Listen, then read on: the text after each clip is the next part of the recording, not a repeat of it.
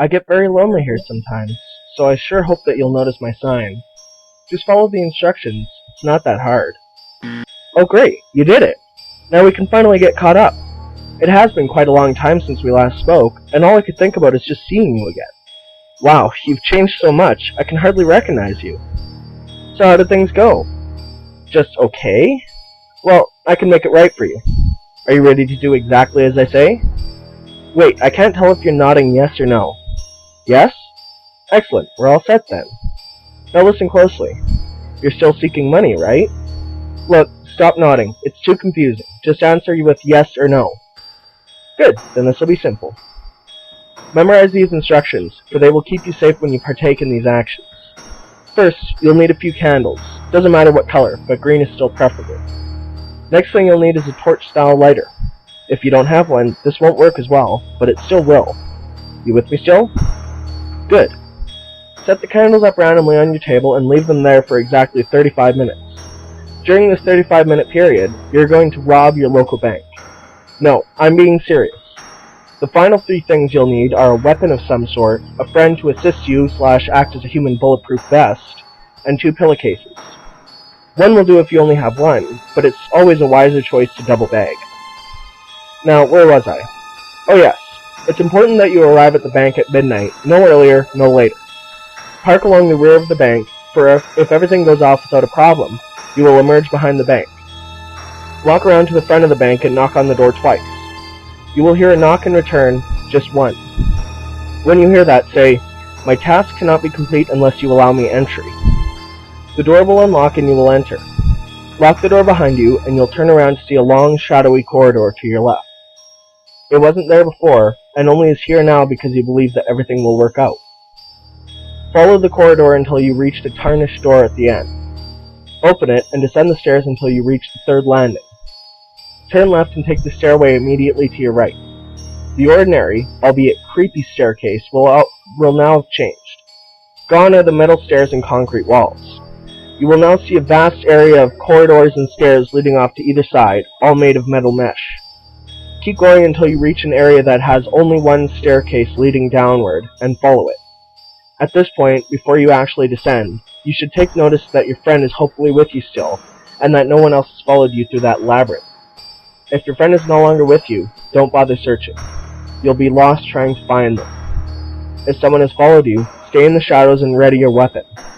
When they arrive, use it to dispatch them.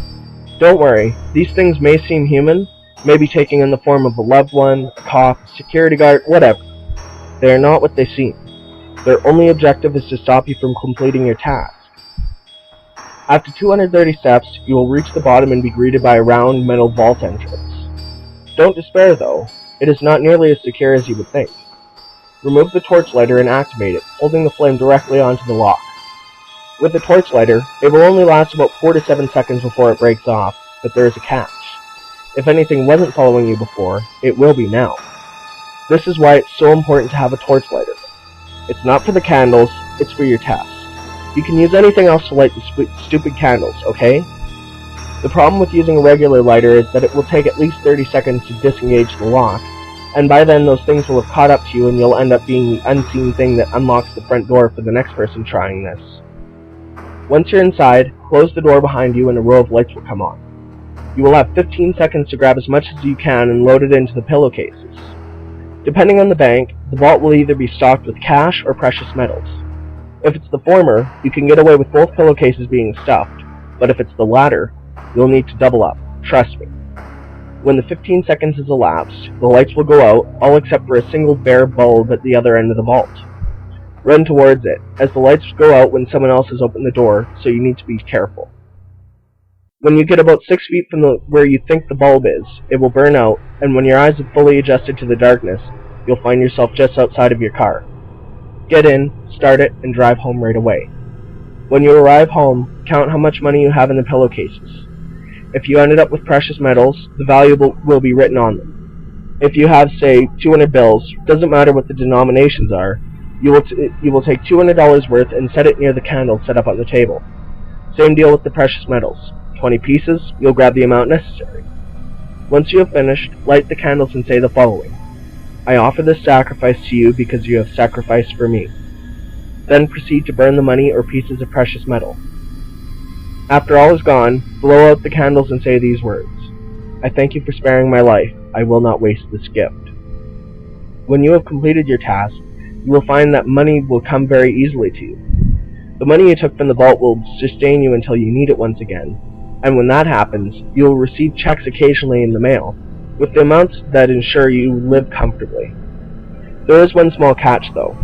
The money will supply your basic needs and some frivolous purchases now and then, but if you go out nuts and spend all the money at once, it will be a minimum of 1 week before the next bit comes. If you do this more than 2 times, the money will stop altogether, as the spirits know when you are squandering your gift.